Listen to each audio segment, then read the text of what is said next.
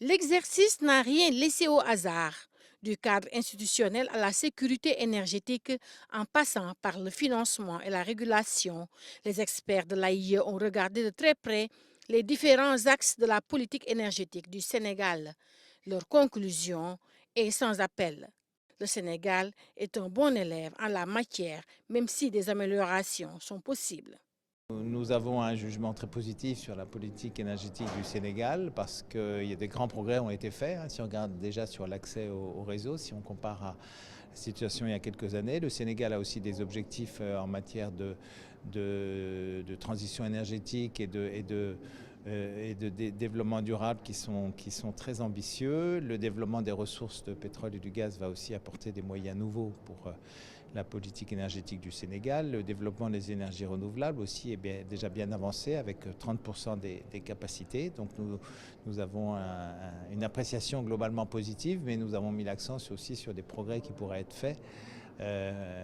Encore une fois, pour être plus efficace, mieux coordonné et puis d'atteindre les objectifs dans les délais. Nous avons fait un certain nombre de recommandations provisoires au gouvernement sénégalais qui sont essentiellement de poursuivre sur ces objectifs et d'accélérer sur ces objectifs, de réussir la transition gas to power en alignant bien les calendriers, d'avoir une meilleure coordination de l'action des acteurs au Sénégal. Le ministre du Pétrole et des Énergies qui a présidé les travaux s'est réjoui de la bonne collaboration entre experts sénégalais et ceux de l'AIE avant de revenir sur les priorités énergétiques du Sénégal. L'accès universel pour que les gens puissent avoir de l'électricité partout où ils sont, en quantité, en qualité et pas trop cher.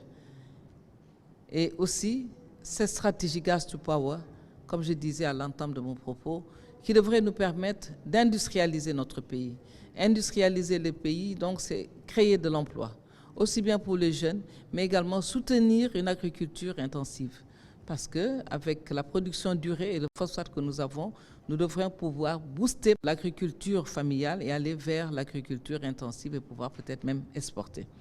Mais aussi, on s'est engagé dans un processus, à savoir cette transition énergétique juste, équitable, mais surtout durable.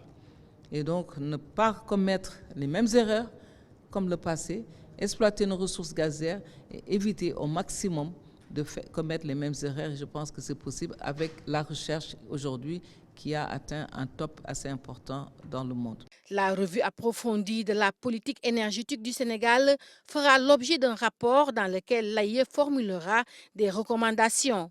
L'Agence internationale de l'énergie, dans le cadre de cette revue approfondie, fournit aussi des conseils stratégiques au gouvernement des pays membres et associés.